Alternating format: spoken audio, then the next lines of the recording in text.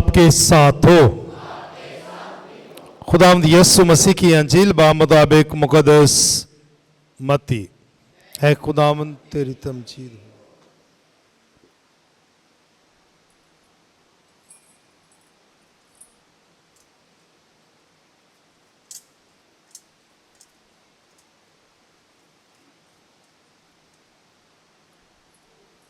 उसके 16वें बाब की 21वीं से 27वीं आयत। उस वक्त से यीशु अपने शागिर्दों पर जाहिर करने लगा कि ज़रूर है कि मैं यरूशलेम को जाऊं और बुजुर्गों, सरदार काहिनों और फकीयों के हाथ से बहुत दुख उठाऊं और कत्ल किया जाऊं और 30 दिन जी उठूं। इस पर पतरस उसे अलग ले जाकर उससे ऐतराज करने लगा और कहा, ऐ खुदावंद तेरी सलामती हो, ये तुझ पर कभी वाक़या न होगा। उसने फिर कर पतरस से कहा, ऐ शैतान मेरे सामने से दूर हो, तू मेरे लिए ठोकर का बाइस है, क्योंकि तू खुदा की बातों का नहीं बल्कि आदमियों की बातों का ख्याल रखता है। तब यीशु ने अपने शागिर्दों से कहा, अगर कोई मेरे पीछे आना चाहे तो वो खुद इनकारी करे और अपनी सलीब उठाए और मेरे पीछे हो ले। क्योंकि जो कोई अपनी जान बचाना चाहे वो उसे खोएगा, और जो कोई मेरी खातिर अपनी जान खोएगा वो उसे बचाएगा। क्योंकि आदमी को क्या फायदा है अगर तमाम दुनिया हासिल करे मगर अपनी जान का नुकसान उठाए, या आदमी अपनी जान के बदले क्या देगा।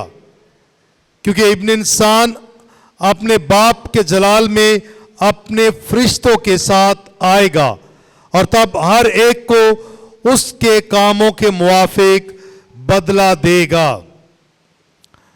अंजील मुकद्दस के वसीला से हम सब की खताएं मुआफ की जाएं।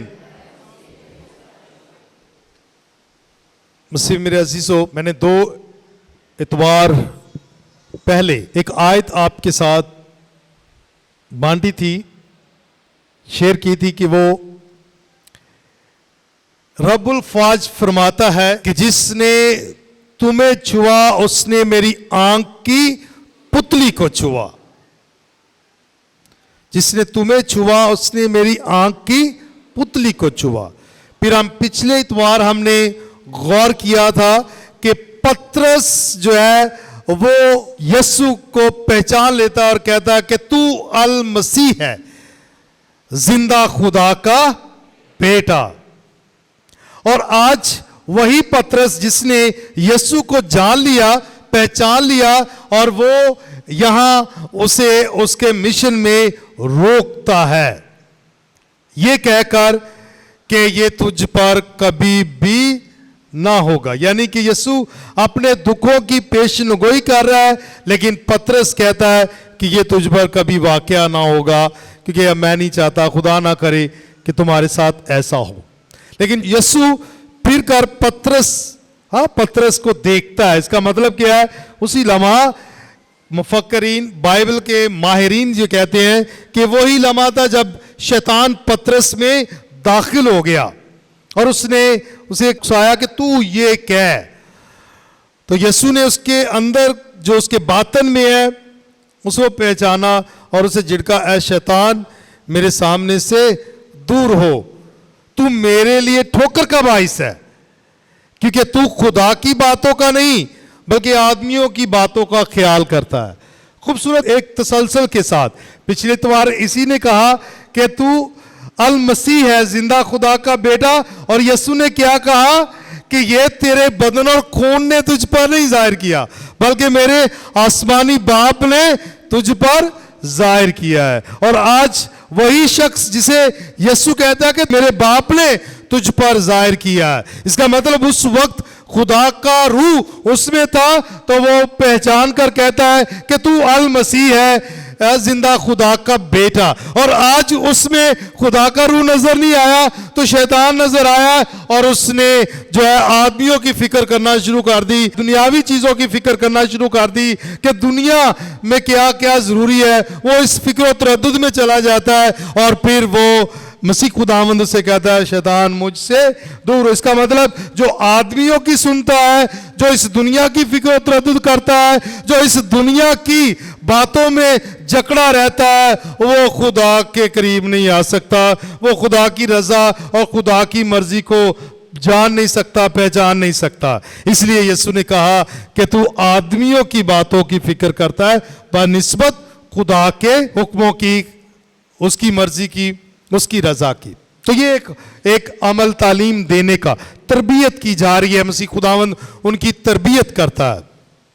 और फिर यहां से कहता है, वो अभी अपने दुखों के मतलब बता रहा है कि भाई इब्ने इंसान जो है वो फकीरों और फरीसियों के हवाले किया जाएगा और वो उसे दुख देंगे, मसलूब करेंगे और वो तीसरे रोज मुर्दों में से जी उठेगा। वो उसकी बात कर रहा है, उसकी बात कर रहा है, लेकिन ये उसके फिक्र तरद्दुद में फिर उसके खूबसूरत दावतनामा दिया है। भाई खूबसूरत दावतनामा क्या कहा?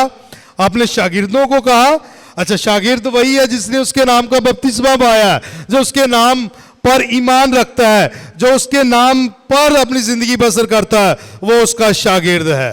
जो अंजील पर अमल करता है वो उसका शागिर्द है। उसके पैरोकार जो हैं, जो उसको मानते हैं, जिन्होंने उस पर ईमान ले आए हैं, वही उसके शागिर्द हैं। तो अपने शागिर्दों से मुखातब होता है और आज ही अंजील मुकद्दस हमसे मुखातब होकर ये बयान कर रही है कि भाई क्या है, अगर कोई मेरे पीछे आना चाहे, भाई अगर कोई मेरे पीछे आना चाहे, यीशु कह रहा है अगर कोई मेरे पीछे आना चाहे तो वो खुद इनकारी करे। एक बात, अपने आप को खाली कर दे, बस। दूसरी, अपनी स्लीब उठाए। तीसरा, मेरे पीछे हो ले, मेरे पीछे हो ले। तीन बातें, खुद इनकारी, स्लीब उठाना और मेरे पीछे हो लेना। सही है, मेरे पीछे हो लेना। तो क्योंकि जो कोई अपनी जान बचाना चाहे वो उसे खोएगा, और जो कोई मेरी खातर अपनी जान खोएगा वो उसे बचाएगा। ऐसे ही है, वो उसे बचाएगा। ये खूबसूरत तफसीर जो हमें यीशु दे रहा है, इसमें वाज़ेह है हमारे ईमान की मजबूती है। इसलिए मैं बार बार अपने कलाम में 3 इतवारों से यही कहता आ रहा हूँ, हमें डरने की ज़रूरत नहीं, घबराने की ज़रूरत नहीं है, क्योंकि हमारा खुदावंद हमारे साथ है। जो यीशु के पैरोकार हैं उन्हें दुख उठाने होंगे, उन्होंने दुखों को उठाना है, अजियतों में से गुजरना है। क्यों? क्योंकि ये हमारी ज़िंदगी का तकाजा है। जब हम हक की गवाही देंगे, सच की गवाही देंगे, तो बहुत से मुखालफीन जो हैं वो उठ खड़े होंगे और हमने उनका सामना करना है। हमें कुछ करने की ज़रूरत नहीं, क्योंकि जो यीशु की खातिर जान खोएगा वो उसे बचाएगा। यीशु का पैगाम, यीशु का खूबसूरत पैगाम। अब खुद इनकारी, स्लीब उठाना और उसके पीछे होने से मुराद क्या है? ज़रा इसको हम अहद अतीक में भी देख सकते हैं। जब कुर्बानी पेश की जाती थी तो वो 1 साल का नर बर्रा लेते थे, बेदाग बर्रा लेते थे, सही, तो वो उसे कुर्बान करते, हाँ, और उसका खून जो है वो कुर्बान गाह पर छिड़का जाता और पूरा खानदान मिलकर उस बर्रे को खाता, और अगर वो उनसे ज़्यादा होता तो वो अपने हमसाए को अपने साथ मिलाकर वो खाते। ये कुर्बानी थी, तकाजा था, और ये कुर्बानी जो है यीशु ने दी।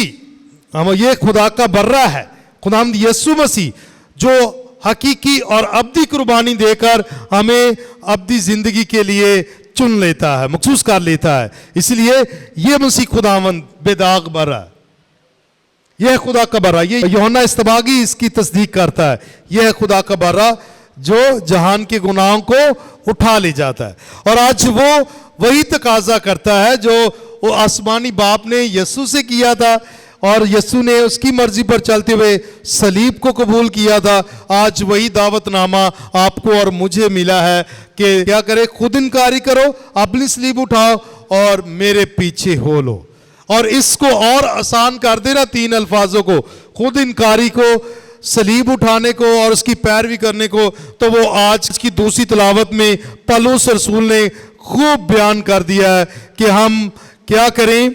खूबसूरत तरीके से उसने बताया कि ऐ भाइयों और बहनों, मैं खुदा की रहमतों का वास्ता देकर तुमसे इल्तमास करता हूं कि तुम अपने बदन खुदा के लिए एक जिंदा और मुकद्दस और खुदा की पसंदीदा कुर्बानी होने के लिए पेश करो, यही तुम्हारी माकूल इबादत है। आज पौलुस रसूल सेंट क्लेयर पैरिश के तमाम मोमनीन और पासबानी टीम हर एक बपतिस्मा याफ्ता से इल्तमास करता है हाथ जोड़कर, ऐ भाइयों और बहनों, मैं खुदा की रहमतों का वास्ता देकर तुमसे इल्तमास करता हूं कि तुम अपने बदन खुदा के लिए एक जिंदा और मुकद्दस और खुदा की पसंदीदा होने के लिए पेश करो, यही तुम्हारी माकूल इबादत है। यीशु ने जो दावतनामा दिया है वो दावतनामा अब पूरा होगा जब हम अपने बदन खुदा के लिए एक जिंदा मुकद्दस और खुदा की पसंदीदा कुर्बानी होने के लिए पेश करेंगे। ये हमारी माकूल इबादत है। मैं आप सबसे मुखातब हूं और सब मोमिनीन से जो मेरा कलाम सुन रहे हैं कि हम अपने बदन खुदा की एक जिंदा और मुकद्दस और खुदा की पसंदीदा कुर्बानी होने के लिए पेश करने हैं। यह है यीशु का दावतनामा और इस दावतनामे को हम पूरा करते हैं जब हम अपने बदन खुदा की नजर कर देते हैं। और यह खूबसूरत पैगाम, मैंने कहा बेदाग बर्रा लिया, यीशु भी बेदाग बर्रा था क्योंकि यीशु हर हालत में हमारी मानंद था सिवाय गुनाह के। उसने तो कोई गुनाह नहीं किया लेकिन उसे फिर भी दुख उठाने पड़े, सलीब उठानी पड़ी और सलीब पर जान कुर्बान करनी पड़ी। वो बेदाग था, उसने कोई गुनाह नहीं किया। इब्ने खुदा, जिंदा खुदा अल मसीह, उसने दुख सहे हैं। तो जब हमारा खुदावन जो जिंदा है, जिसने मौत पर वदा हासिल किया है, वो दुख उठाकर अपने बाप की मर्जी को पूरा करता है, तो उसके पैरोकारों को तो उसने खुद कहा सलीब उठाओ और मेरे पीछे हो लो। तो हम क्यों डरे इस सलीब से? हम क्यों जो है ना उम्मीद हो उन अजियतों से, उन दुखों से, उन परेशानियों की वजह से जो हम हक की गवाही देते हुए हमारी जिंदगियों में आते हैं? बल्कि हमें क्या करने की जरूरत है? मजबूत रहने की जरूरत है। हमें अपने ईमान में साबित कदम रहने की जरूरत है और अपने बदनों को जिंदा, मुकद्दस और खुदा की पसंदीदा कुर्बानी होने के लिए पेश करना है। यही हमारी माकूल इबादत है और कुछ नहीं। सही, ये माकूल इबादत है। भी अपने आप को पेश कर दो, यही माकूल इबादत है। क्योंकि मैं तो जान गया हूं कभी ये एक जिंदगी मिली है और पता नहीं 10 साल और है या 15 साल और है, कितने साल में और हूं ये खुदा जानता है। लेकिन मैंने जब ये बदन दिया ही उसके लिए, तो फिर उसकी खिदमत में गुजरना चाहिए, उसकी मर्जी पर ही चलना चाहिए, बस और कुछ नहीं। दिन रात मेहनत करते हैं, खुदा की मर्जी को जानने की कोशिश करते हैं। सही है। तो ये सारी, मैं हम सबके लिए ये पैगाम, मेरे लिए खास तौर पर मैं जब भी ये हवाला पढ़ता हूं, ये मेरी रूह को झंझोड़ के रख देता है कि मैं अपना बदन खुदा की जिंदा, मुकद्दस और पसंदीदा कुर्बानी होने के लिए पेश करूं। यही मेरी माकूल इबादत है। अगर मैंने ये नहीं किया तो मैं सारी जिंदगी गुजार दूं एज ए काहिन, तो इसका कोई मायने नहीं।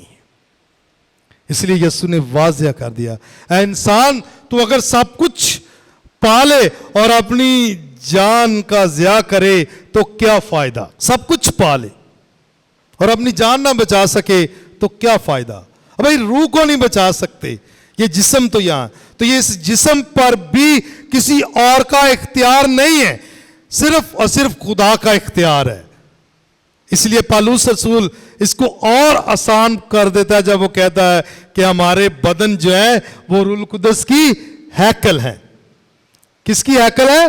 रूह कुदस की। और जब रूह कुदस हम में होगा तो फिर क्या करेंगे? इस बात का इकरार करेंगे कि यीशु अल मसीह है जिंदा खुदा का बेटा। उसकी गवाही देंगे, उसकी अंजील का प्रचार करेंगे और किसी का नहीं।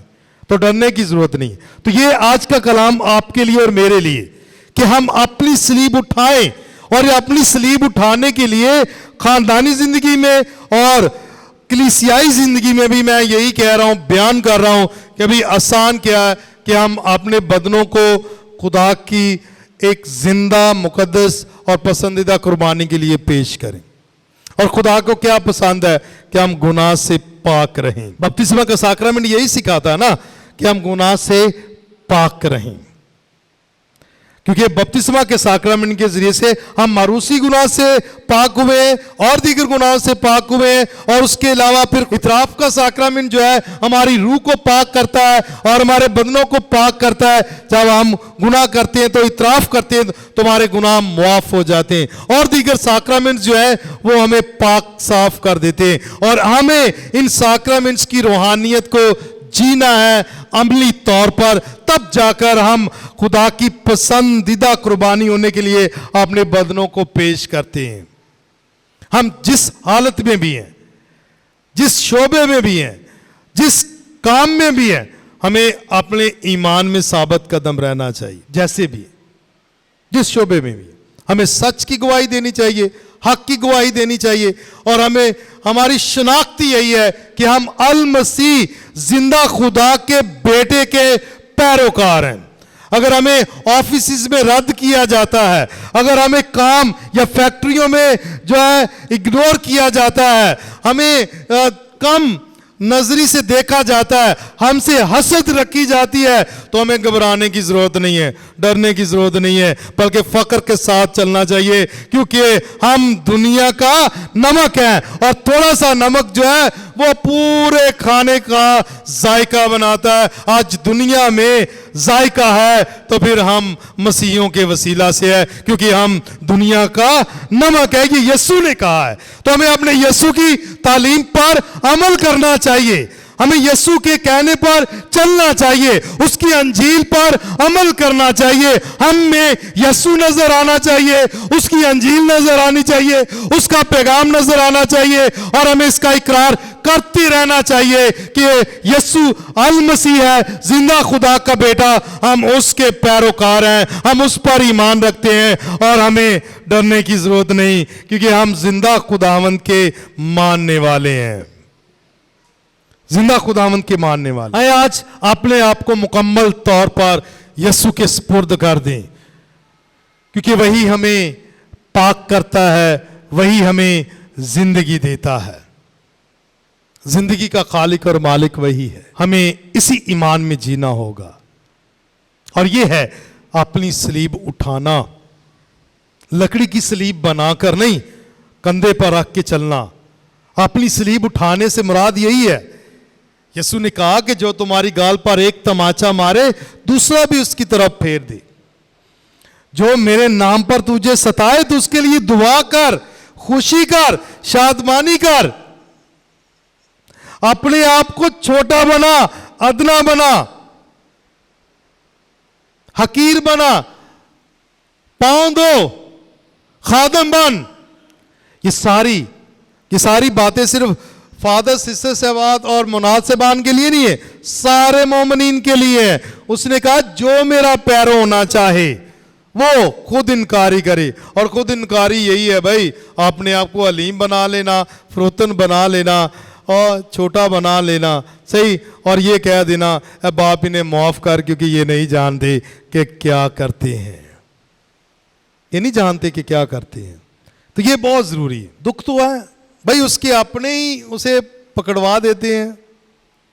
हाँ, यहूदा इस्करियोती यही है ना, उसका अपना ही था ना, 3 साल उसके साथ चलता फिरता रहा, इतना भरोसा उस पे किया। हाँ, उसे थैली भी पकड़ाई, हाँ भी सब कुछ तूने ही अरेंज करना है, समझ ले घर का मालिक बना दिया, और फिर उसने ही चंद सिक्कों में उसे बेच दिया। जब हमारे खुदावंद के साथ ऐसा होता रहा है तो भाई असी के खेत दी मूली है, साढ़े नाल भी होना, असी उनके पैरोकार हैं। सानू फख्र महसूस करना चाहिए कि हम उसके पैरोकार हैं, और हमारे साथ जो हो रहा है वो हमारे लिए ईमानी मजबूती का वसीला है। तो जब उसके अपनों ने उसे पकड़वा लिया तो फिर हम क्या, सही है ना? हाँ, घर का बेटी लंका डाहे, हाँ बात समझ देना। तो ये सारी बातें, तो हमें अपने आप को सुधारना चाहिए, अपने आप को यीशु की मर्जी पर चलाना चाहिए, यीशु के कहने पर चलना चाहिए। ये अंजील का पैगाम है भाई, ये अंजील का पैगाम आज आपके लिए और मेरे लिए, कि हम अपने बदनों को एक जिंदा, मुकद्दस और खुदा की पसंदीदा कुर्बानी होने के लिए पेश करें। यही हमारी माकूल इबादत है। माकूल इबादत कौन सी है? ये वाले। हम चाहे कितनी भी दुआएं करते रहें, कितना भी हम चर्चिस करते रहें, एक दिन में 4-4, 5-5 करते रहें, सही, हाँ, कोई फायदा नहीं। माकूल इबादत यह है कि हम मुकम्मल तौर पर अपने बदन को, अपनी रूह को और अपने जहन को, वजूद को मुकम्मल तौर पर एक जिंदा, मुकद्दस और खुदा की पसंदीदा कुर्बानी होने के लिए पेश करें। ये है माकूल इबादत। ये है खुदा को जो पसंद आएगा, ये खुदा को पसंद आएगा। हमें इस दुनिया की फिक्र तरद्दुद नहीं करनी, बल्कि आसमानी बाप की रज़ा के मुताबिक चलना चाहिए। आज का कलाम हमें यही दावत देता। आए हम इस पर अमल करते हुए 100 गुना, 60 गुना और 30 गुना फल लाएं।